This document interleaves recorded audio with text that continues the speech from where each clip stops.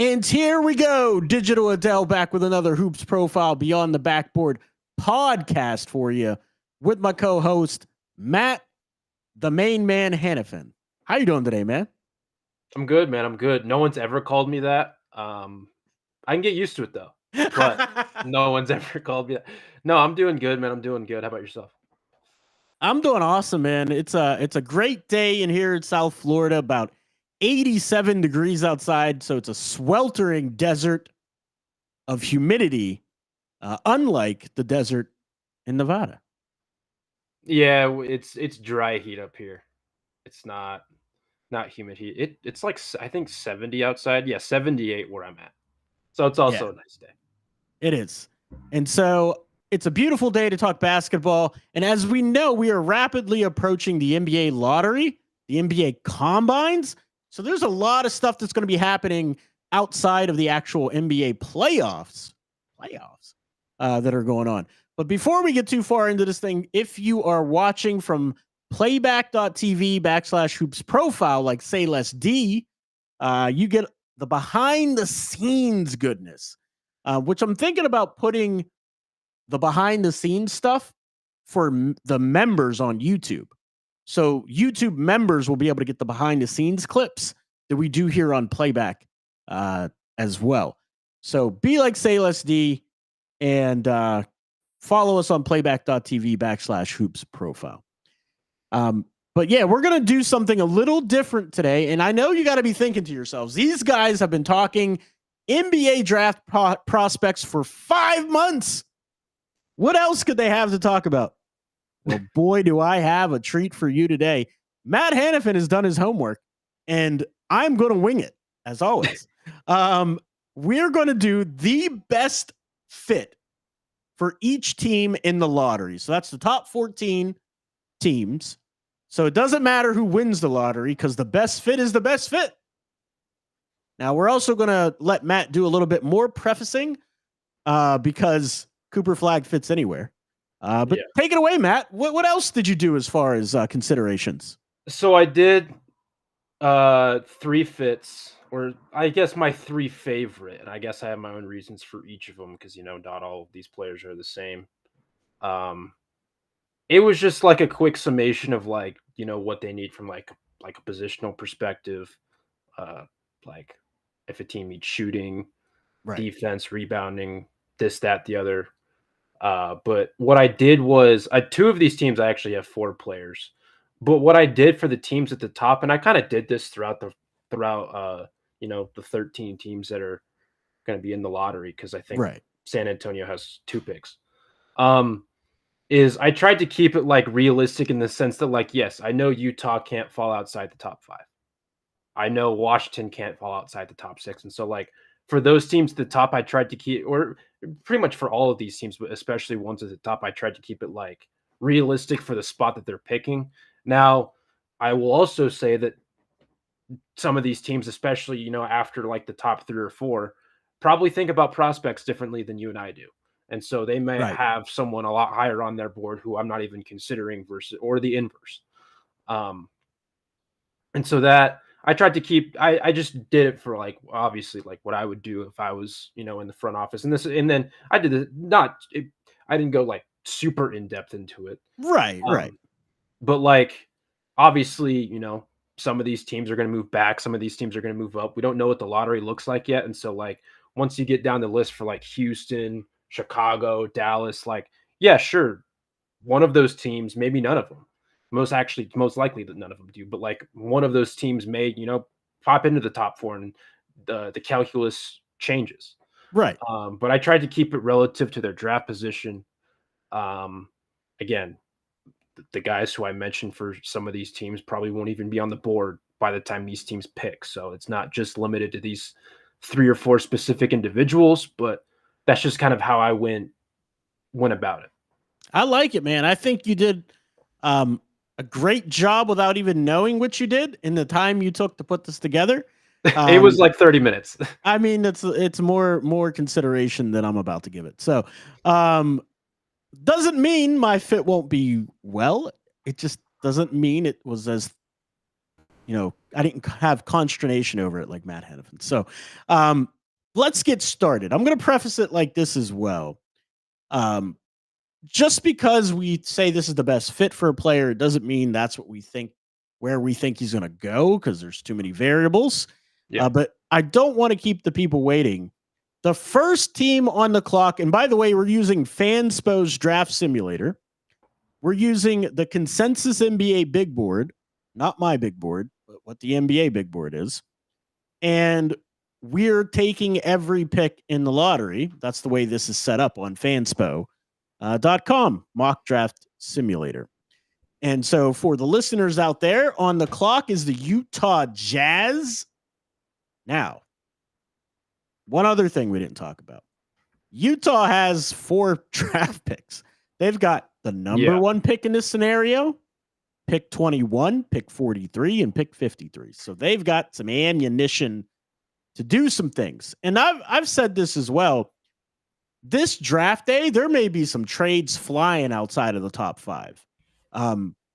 Because there's a lot of teams that have multiple picks that aren't going to be able to use all of those picks. They're like, it would be wasted to use all those picks. So I think we're going to see some action and fireworks on actual draft day. So let's get into what the Utah roster looks like and what they need. You have Keontae George and Collier and Colin Sexton as the 2-3 small guards on that roster. And they play together. So sometimes they alternate in the shooting guard spot as well. You got Cody Williams, project. Jordan Clarkson, likely to be moved on from. How's Elijah Harkless been? Who is he? I don't even know who he is. He was a guy that they signed to a 2-way contract. He's a 2-way from UNLV. All right. Bryce Sensabaugh, KJ Martin, Lauri Malkinen as the power forwards, Taylor Hendricks, Oscar Chibwe, John Collins, Heat legend Micah Potter, Walker Kessler, and 1 Kyle Filipowski. I hate to say it, but Coop fits perfect. He's the perfect fit. That's who I have. Number 1, Cooper Flagg. So his number 1 fit is the Utah Jazz, you'd say. Well, for him, I mean, I don't know if he could have a number 1 specifically. Because he fits everywhere, right? He fits everywhere, but for Utah, I think he's the perfect fit. So for this exercise, we're just going to draft him to the Utah Jazz. Okay. Boom. Next up, we have the Charlotte Hornets. They have, I mean, the Washington Wizards. Sorry, the Washington Wizards. I apologize. And Sayless D says Utah and Cooper makes too much sense, especially because of the state of Utah. No comment. What are you trying to say, Sayless D? What are you trying to say, man? The Washington Wizards are on the clock. They have the number 2 pick, 18th pick, and the 40th pick. Their roster, just ignore all the fluff, like the veterans that are there, because none of them are in the plans. It's all the young guys. It's really Bilal Coulibaly, Bub Carrington, Alex Sarr. Kispert, I think he's going to get moved.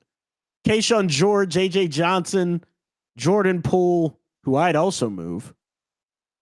I would like another big to play alongside Alex Sarr, but who did you have as their best fit? So the 3 guys that I had were Harper, Edgecombe, and Concanepple. I thought about putting a big here. Right. I don't know if there's a big within the tops. I mean, I think the one that we'll talk about more as time goes on throughout this is Malawach. Correct.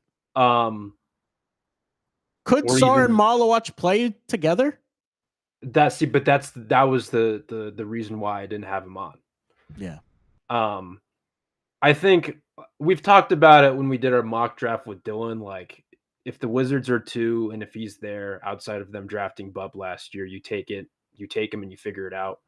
But Edgecombe also gives them like another high level athlete, right? Who I think can play alongside Bub. So it'd be this gets tricky. So you'd have Bub, VJ, Bilal Coulibaly, and Jordan Poole, and the young guys behind them are Keyshawn George and AJ Johnson. I'm trading Poole. But I would too. I'm on board with that. If you can. Yeah. I'm not saying it's feasible. I'm not saying it's realistic. I'm not even saying that Washington's considering it. But if I was in that front office, I would be trying to. Correct. You are correct. And then I had Knipple on there. I think if you're building a front court, or not a front court, if you're building a team around Carrington, who's not a great shooter, he's an okay shooter, not a great shooter. Right. He's a tough shot maker. And Coulibaly, like I trust that their shots will develop. And I think you saw it a little bit last year with Coulibaly. Like, I think he'll develop and do like a decent shooter. I don't remember what his percentages were, but I want to say they were like decent. Yeah, I can actually tell you. It was. Oh, they don't have the stats here? Yeah, they do. Fanspo has them. He shot. Okay, maybe not. He shot 28%. I thought it was better than that in my head. I thought it was like 34 or 35. All right, so I was wrong. I don't trust Fanspo's stats. Somebody fact check us, because 28%. Good God, that's bad.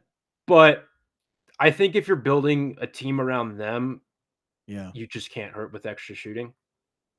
I agree. And a guy who will defend, like, I think he fits into that structure of what they do well. Yeah. And I think they can find a big to pair in the front court with Sarr at pick 18. Sure. Yeah. Yeah. So Dylan Harper it is? Or was it VJ Edgecombe? Who'd you have as their best fit? I had Dylan. But it's, again, I kind of did, as time went on, I kind of did these like no specific order. Right. But he would be among the guy. Like, if they had 2, I would pick Dylan. I agree with you. I think that's actually a really good spot for him. Yeah. And I think you absolutely just figure it out. Like, if you need to trade one of the young guys and package them with Jordan Poole to get off a Poole, you do it. Yeah. So I would probably give it at least a year, though. I mean, I've been telling them they need to trade Poole for all of last year. Well, not Poole, but like if I attach like Carrington, I would give Carrington and Dylan 1 year to figure it out and see how it looks before I would try to consolidate there. But in general, I am with you. Yeah, you're just going to stack talent and make of it what you will as it comes and as it develops on the court. Number 3, the Charlotte Hornets are on the clock. Super captain of the all unserious team, LaMelo Ball, heads up that brigade. Redacted, Yusuf Nurkic, Brandon Miller, Tajan Salawan, Trey Mann, Nick Smith Jr., KJ Simpson, who's kind of turned out to be a dirty player. Yeah, man. Who do you got as their best fit? It was actually the exact same as the Washington. Best player available. Yeah, if I pick him, I'm picking VJ. VJ would be a nice upgrade in athleticism. Yeah, I mean, I consider putting Ace on here, but like, you invested in Brandon Miller, you invested in Salawan, who I don't think was really that good this year. Right. I mean, he was good, but he wasn't like great. Yeah, but like, I think Charlotte's a team, and I think this is a trend for some of these like bad teams, is like they need like just athleticism, and like you get point of attack defense with Edgecombe. Right. Again, I think he can play alongside LaMelo Ball. And so like that's who I would pick if I was Charlotte. So I would actually go Trey Johnson here. Okay. Because he doesn't need the ball. Like, he doesn't need the ball to handle the ball to be effective. Like, you get VJ Edgecombe in the half court with Brandon Miller. You talk about snipers. Yeah. I mean, and then if they get in transition, LaMelo in transition's pretty good at facilitating. Trey Johnson in transition's knockdown. Right. Brandon Miller's knockdown, and he can, really fly to the hoop. Redacted, I mean, he's actually a good player, but scumbag human being. You're right. Yeah, I mean, I really like Trey Johnson for them, but I could see It's a your good Trey appeal. Johnson spot. I could see your appeal also for VJ Edgecombe. Yeah. Especially because that point of attack defense takes some pressure off LaMelo in the backcourt. So we'll draft VJ Edgecombe for the Charlotte Hornets. Up next, the New Orleans Pelicans. Who knows what their roster is going to look like by the end of draft night? Is Zion still going to be on the roster?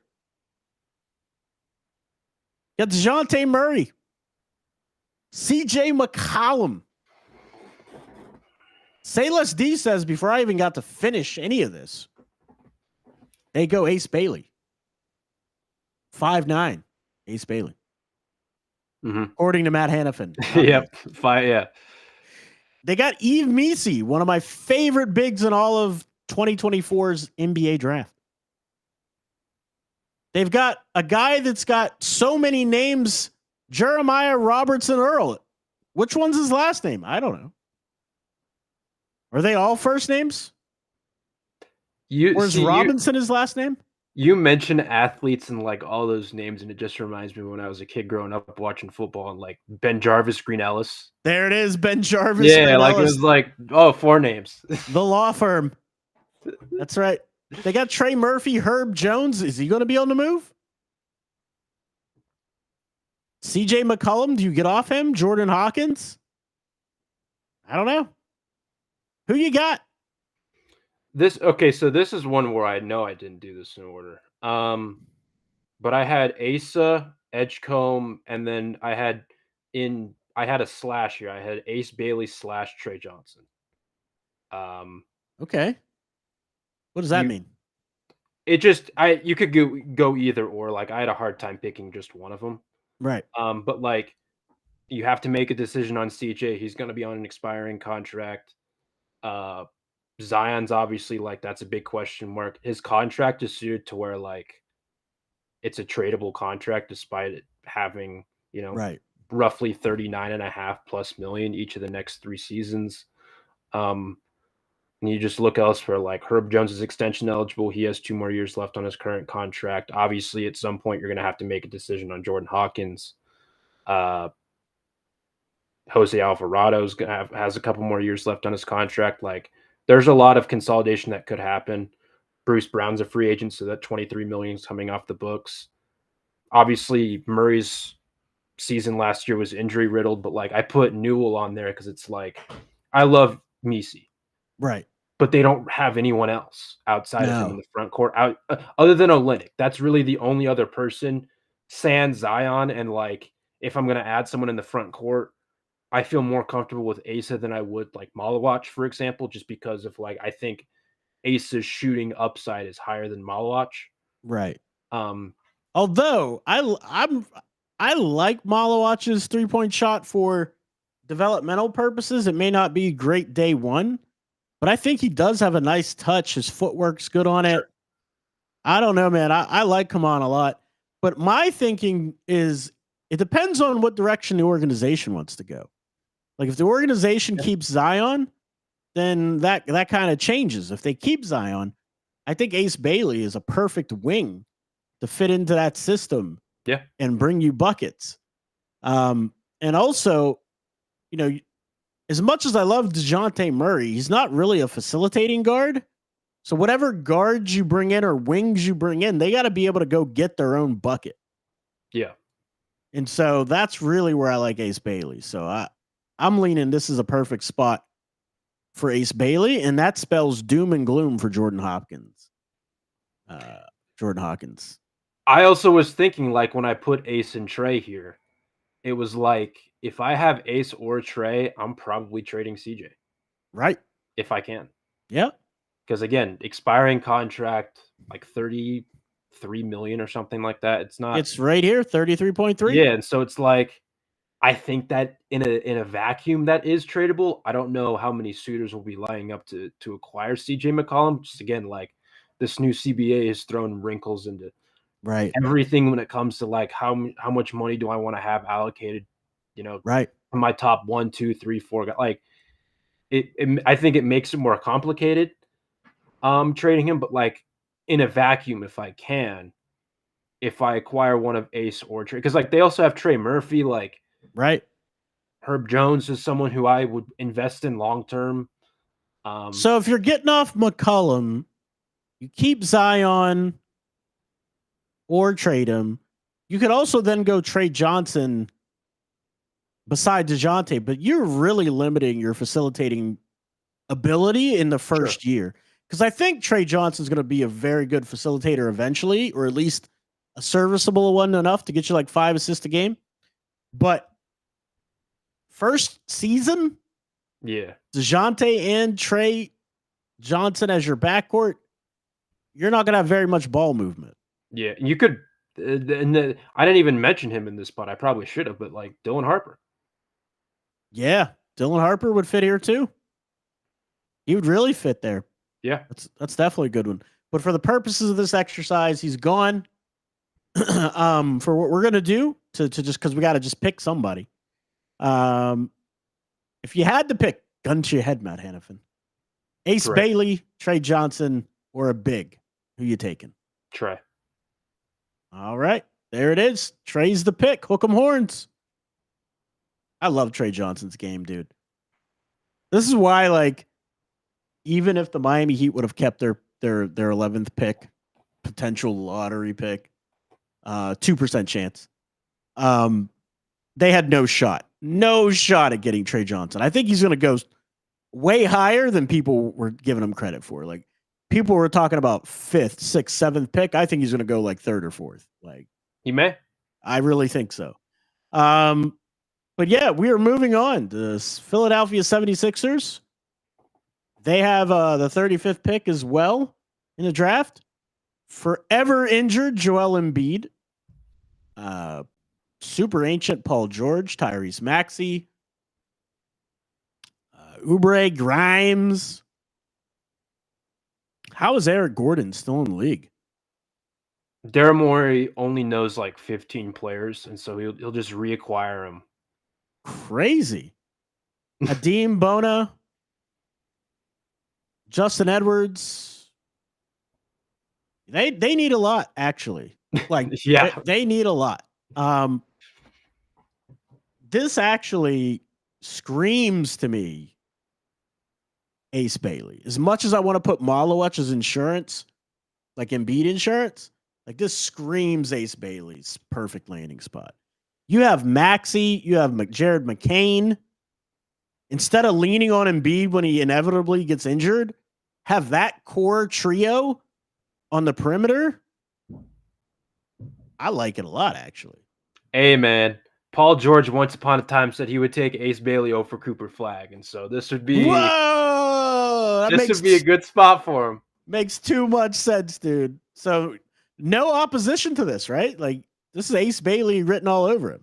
Yeah, if this is how the board felt, I didn't have him on my list just because I didn't think he would, and I didn't think he'd be there. Right. I actually had Trey as my top guy for this team. I could see that. It would be a little redundant with Maxey and McCain, but also you could also play all 3 of those guys together because Trey's just going to snipe. Like, right. I think they all 3 of them could play together. They could. Yep. But Ace Bailey fits that bill as well and gives them some functional size and length, and yeah, he's a go-getter, man, a bucket getter. The Brooklyn Nets. They've again got picks galore. Another team where I don't think they make all 4 picks. I think they make trades on draft night, but they have the 6th pick, the 19th pick, the 26th pick, the 27th pick, 36th pick. Holy crap, they got picks. Their roster, on the other hand, not so much. You got D'Angelo Russell, Cam Thomas, and a whole bunch of nothing. I'm not even like literally like the rest of it's a whole bunch of nothing.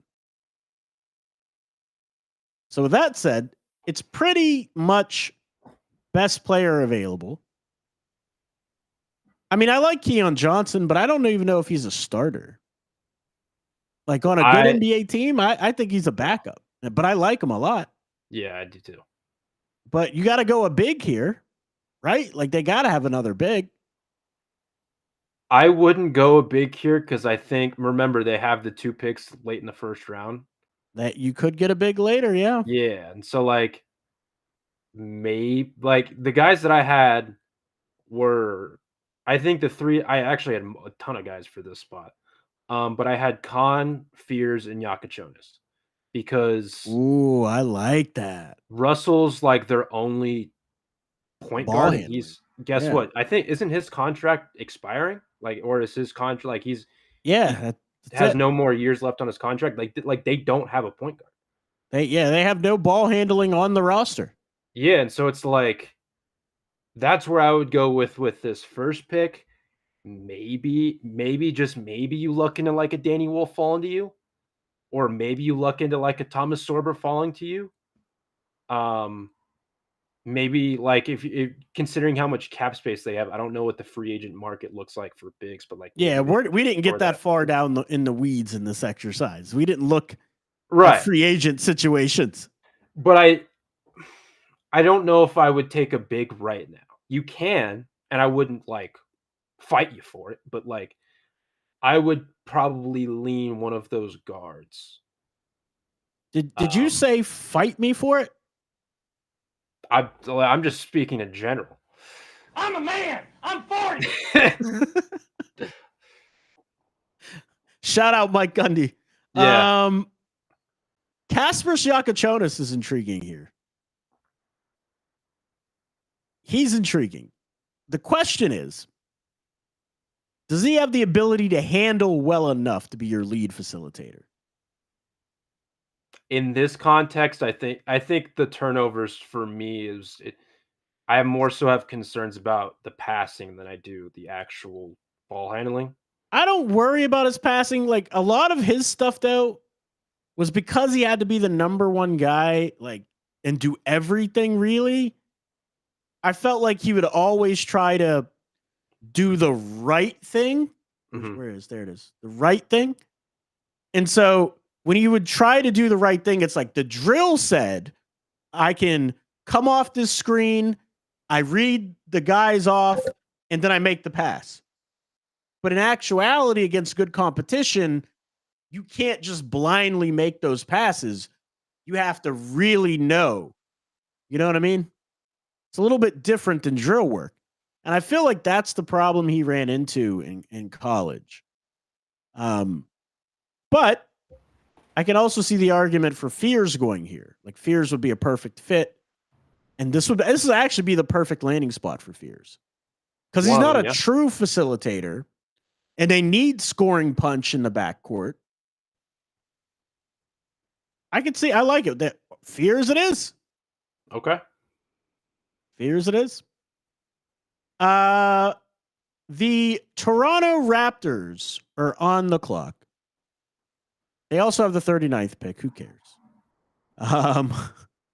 Brandon Ingram, Emmanuel Quickly, Jamal Shed, RJ Barrett, Jacoby Walter. Scotty Barnes, Jonathan Magbo, Chris Boucher, Jakob Pertl, Grady Dick. I'm going to tell you this, and we've talked about this before. As much as they need a center, like a real like scoring center, Emmanuel Quickly is not immune from being replaced. Listen, man, they gave him a lot of money. I know that's their fault, but right, but yeah, 175 million over 5 years. Yeah, 32.5 per year for 5 years. Good God, I like Quickly too. Let's go down a stats rabbit hole real quickly. 37% from three. He did shoot a heck of a free throw percentage. He's one of the best free throw shooters in the league. Unbelievable free throw percentage. Why are these not per game averages? Here, I'll pull up the per game for you right now. What is wrong with Fanspo? It's just totals. Oh, here it is. It's at the top. 6.1 assists per game. I think. This says 5.8. So maybe this is per 36? I can't tell. 17.1 points per game, 5.8 assists per game to 1.8 turnovers. How many rebounds? 3.5. And that's a lot for someone who's 6'3". I don't know about that. I don't know about it's a lot, but 42% shooting from the floor, 37.8% from deep. Maybe I was judging him too harshly. I don't know if I would have given him that contract, but no. But I'm saying, like, facilitation wise, you can make that work. Like, he will facilitate. Yeah, it's the other parts that I have a little bit more concern. Correct. How does he finish at the rim? Probably not good because he's small. Yeah, but he's got super long arms.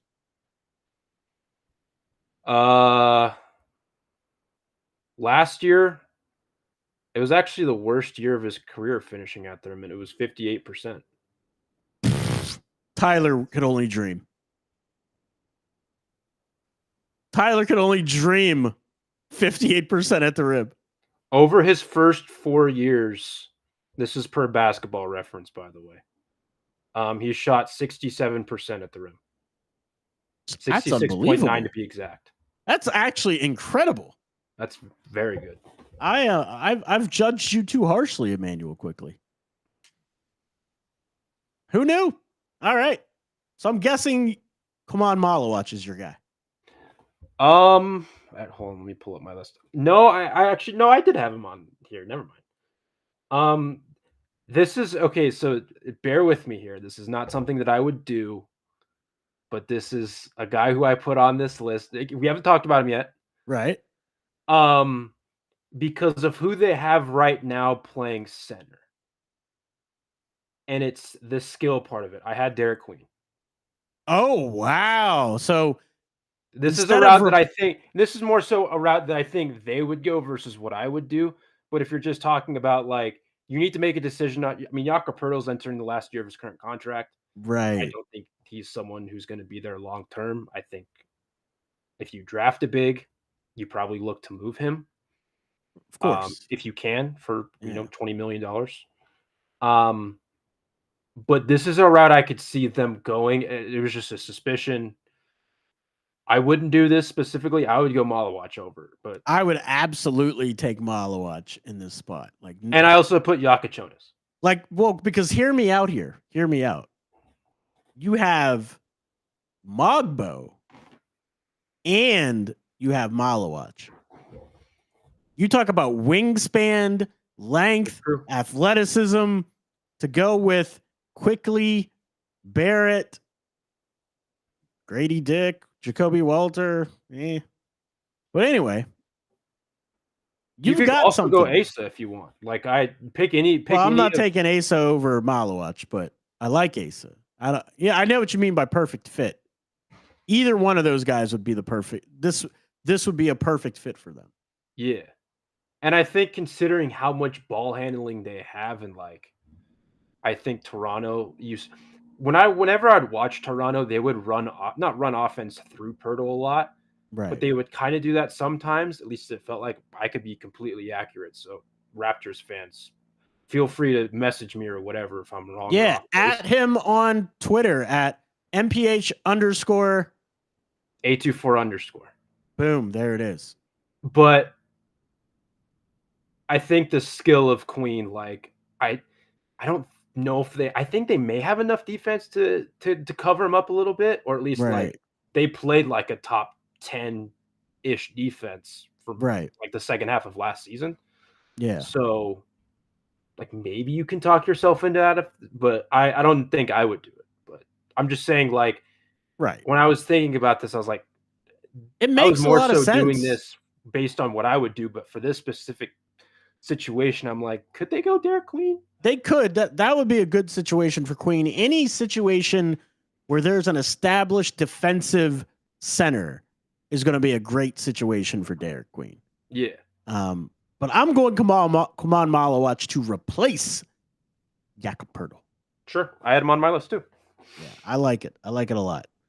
That means Kasper Siaka-Jonas is tumbling. However, it's not about that. This isn't a mock draft. It's just best fits. The San Antonio Spurs with the 8th pick, the 14th pick, and the 38th pick, which is kind of crazy in this draft.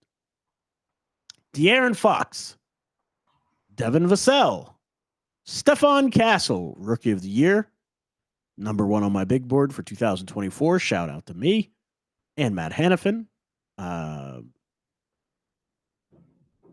Jeremy Sohan, Victor Wembanyama, Harrison Barnes, who also could get moved, and Julian Champagnie, who played a lot for them.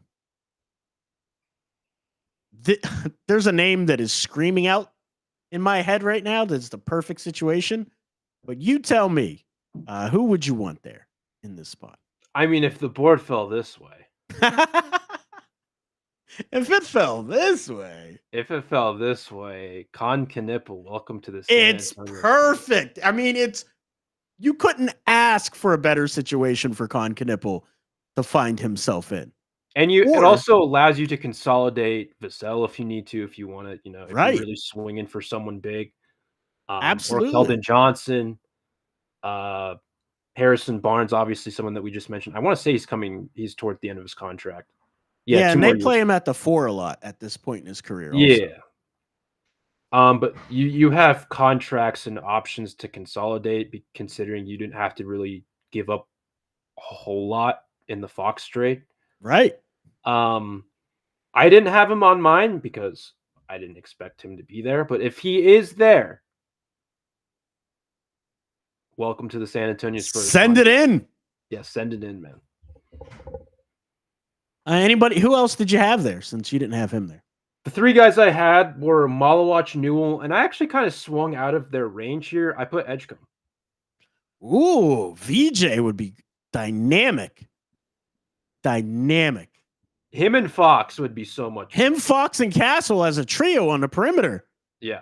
The perimeter, the POA defense, point of attack defense. And then you have Wemby behind you and Sohan at the 4. Oh my goodness. Give me that defense. That would be incredible. But in this scenario, Con Knipple. Yeah. I like it. The Houston Rockets with the 9th pick, also the 60th pick. Aging Fred VanVleet, one of my favorite point guards, even though he's become a little punk, pushing people in the back and doing weird stuff. Reed Shepherd, up and coming, going to get a lot of run next year.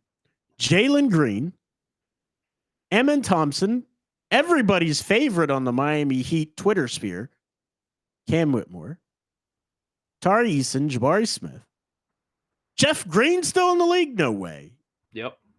Oh my God. Alperen Şengün, he's getting those practice checks. He's getting those game checks for practicing. That's what he's doing. Steven Adams.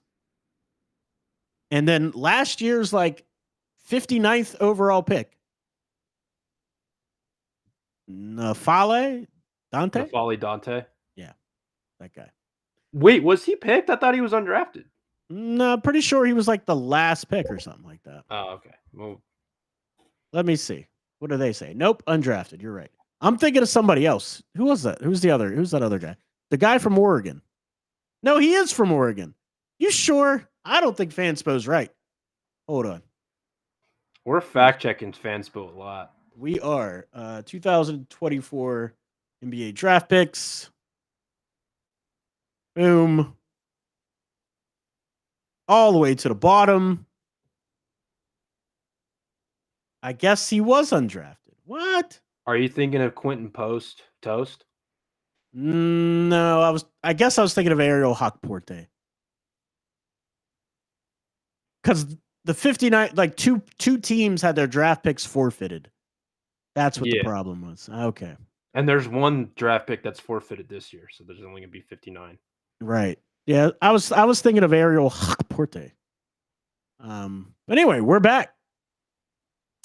So, Houston Rockets, dude, this podcast has gone way longer than I thought it would because I talk a lot. And I swing us in these wild directions. That's on me. Who you got for Houston Rockets? Best fit? For this spot, I tried to find someone who's like a shot creator and someone who someone who can generate offense in the half court, someone who can shoot. So I had Jace Richardson. I like Jace Richardson. This guy can't shoot, but there's shooting upside. I have Jeremiah Fears.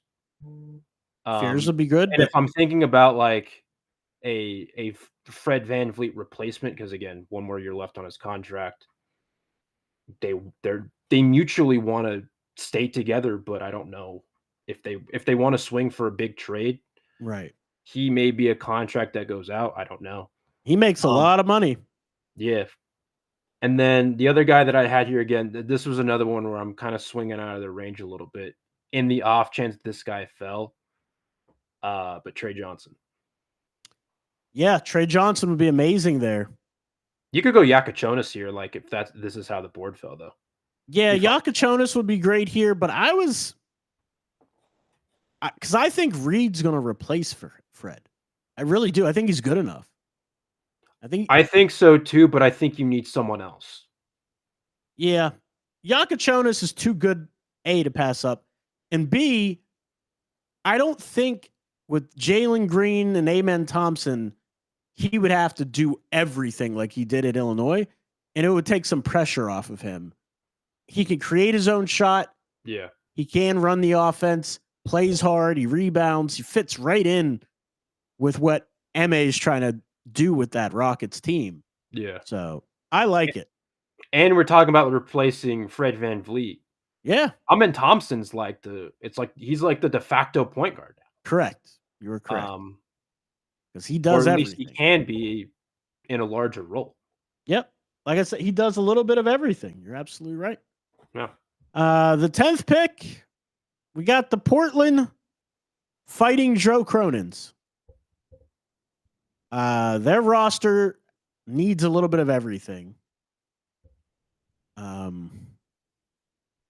really don't know what to say because I don't know who's going to be there. Because Anthony Simons is basically gone, right? Probably. You got 1 year left of Shaedon Sharp.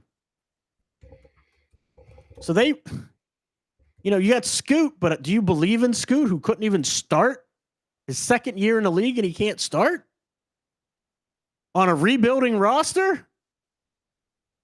You got Denny Abdia, Chris Murray.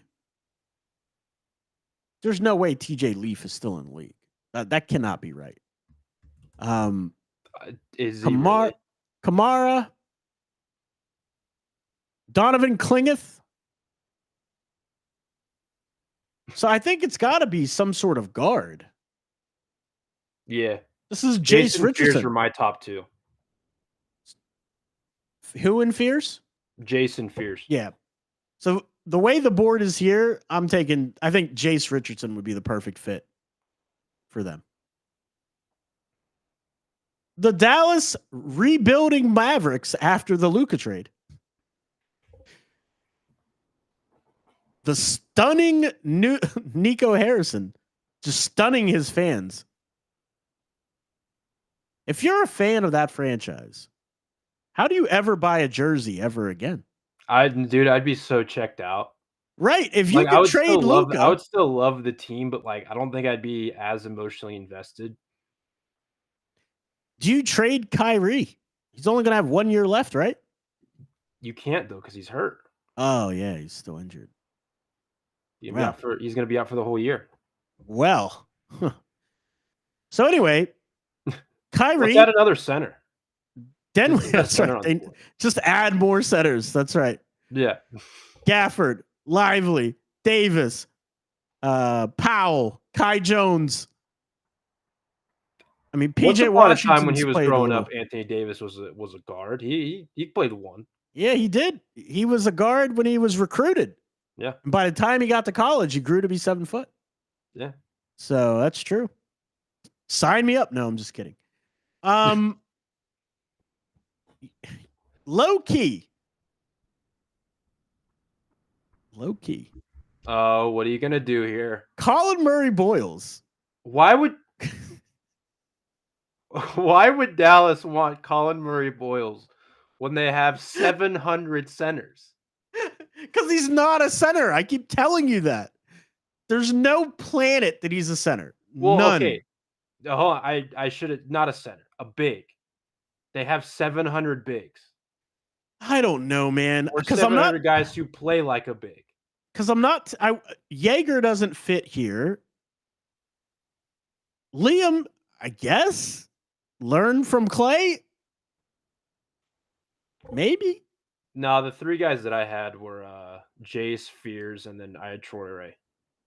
Nolan Troy. Okay. That's a good landing spot for him. I would take Ben Seraph. Yeah, I was going to say, I'd take Ben Seraph first. Yeah, like you could do. I didn't even think about him when I was doing this. I should have. But what about Tahad Pettiford? Maybe. Too early? Yeah, I was going to say a little too early for my cup of tea. I mean, I love Tahad Pettiford. I actually probably would take him over Troy. Fair, fine. That's. But I would take one of those collection of. So Ben Seraph. Ben Seraph it is. They have no one outside of Kyrie. You're right. No, you're right about that. Dinwiddie's contract, like, wasn't his contract expiring last year? Like, they have Pretty sure it's expiring, yeah. So, like, that's where it's just, and he's a shell of himself. You have to go for a lead guard. If not now, you have to in free agency. Like that. Right. Like, that's just something you have to do. Yeah. Our guy Amir on Twitter, he's hilarious. Because, I tweeted out, join Matt Hanifan and I at 6:30 Eastern to discuss blah, blah, blah. All he puts underneath it is, okay.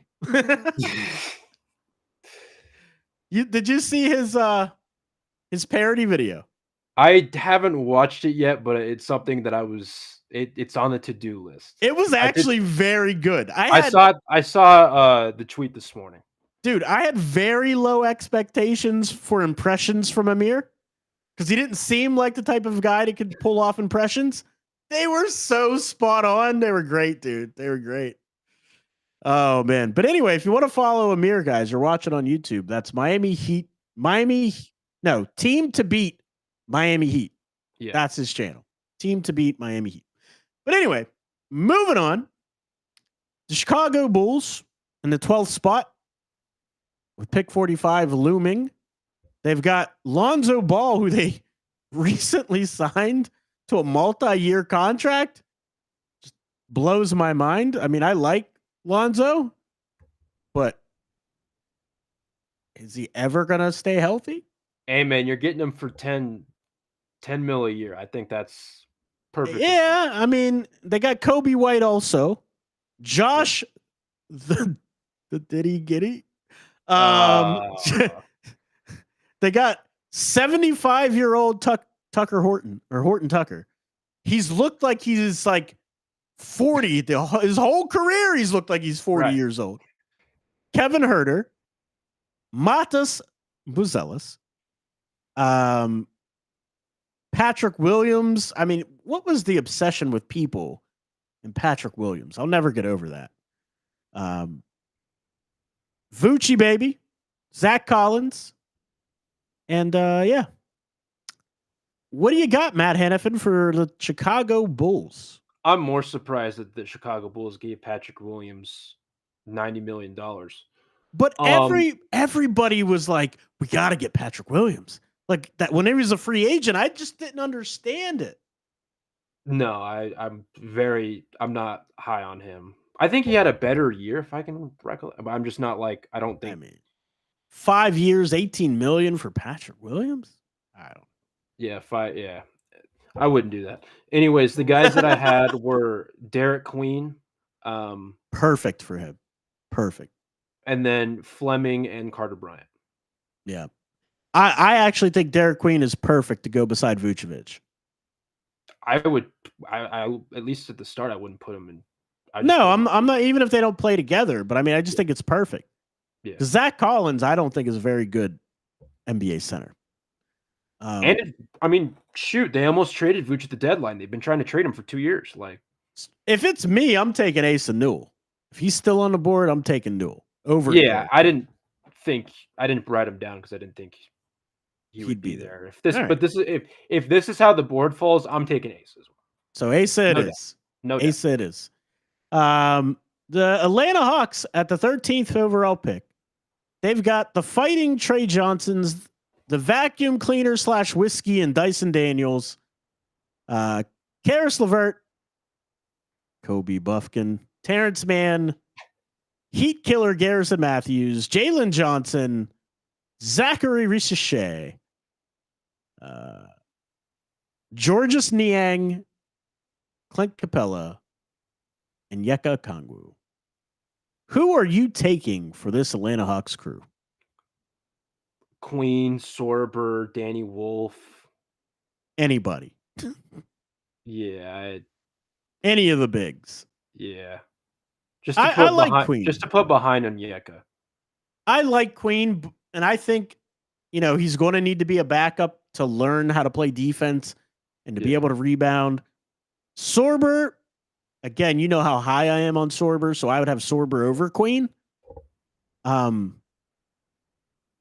Queen would fit well in that offense with Trey running the show. So, Derek Queen, again, when I say Derek Queen for these teams, I don't think I would do it. But correct, it's what would be the best fit for them, and I think it would be a great fit for Derek Queen. Yeah, he'd be able to thrive on offense with Trae Young facilitating. I think it would be good. The Spurs are back on the clock. They took Con Knipple at pick 8.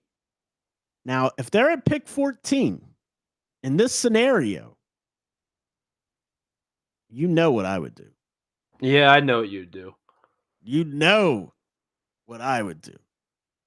And I would love every second of it. I would love every second. I would sprint to the podium if I was the Spurs. Yeah, let's do it. Thomas Sorber, you are a San Antonio Spur to go with Victor Wembanyama, Con Knipple, De'Aaron Fox, and Stephon Castle. Good they luck. Would go like any Joan point. Behringer or something, and some I love Joan prospect. Behringer. Dude, I love Joan Behringer. I do. But I'm saying they would pick like some international prospect that were like, wait, they picked him at where? Right. It's definitely a Spurs thing to do. Yeah, and then he'd become a 7-time All NBA player. It'd be like Noah Asanga. Yeah. It'd be like, yeah, okay, all right, gotcha, dude. But Joan Behringer, for the people that are tuning in on YouTube, and feel free to leave us comments on what you think we've discussed here today. Like, what do you think is the best spot for these guys? Joe Behringer, I think the more I look at his frame, and let me make myself abundantly clear. I'm not saying he's going to be the level of this player, but his frame reminds me a lot of what Giannis was as a young guy. So I think he's going to be able to really fill out his frame and retain that agility as a big man, because he is a traditional big. He's not a spot up big or anything like that.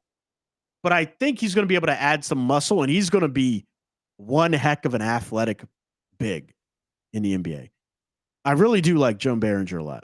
But that being said, you put freaking Thomas Sorber with Victor Wembanyama and De'Aaron Fox, Stephon Castle, and Con Knipple. That defense is disgusting. Like, yeah, dude. Scoring any points on that defense, good luck. Well, I mean, you would just attack Sorber. No, you would attack De'Aaron. And Sorber. I would be putting Sorber and De'Aaron in pick and rolls. Like that in actions. I'd attack both of them. Like you're attacking the foot. Why are you taking cheap shots at Sorber's foot, man?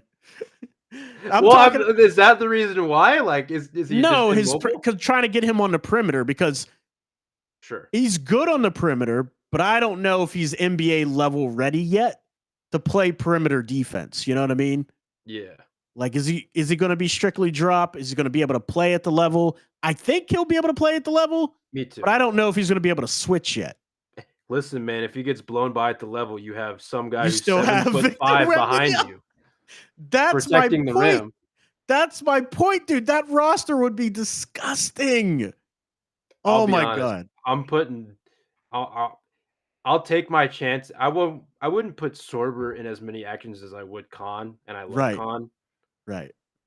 But he and Fox would be like, that's how I would be attacking it, and then I would just live with the results. But I don't even feel comfortable with that. Yeah. All that much. Well, I'm going to put this on social media, and I'm going to let people comment. I'm sure we're going to get killed, Matt Hanifan, because people aren't going to understand the exercise, and they're going to be like, there's no way the draft falls this way, or blah, blah, or blah. You know how people are. But I really am genuinely interested in your comments. So leave me a comment on YouTube, Twitter, Blue Sky, Instagram, wherever. I'm Digital Adele. That's the one, Matt Hanifan. That's what is that? MPH _. 824 _. There it is. You join us on playback.tv /hoops profile and /5RSN, either one, preferably both. And then also on YouTube under Hoops Profile. But that's all I got for tonight, Matt. Any closing thoughts? No. All right. Well, we'll see you next time. Thanks for stopping by, guys.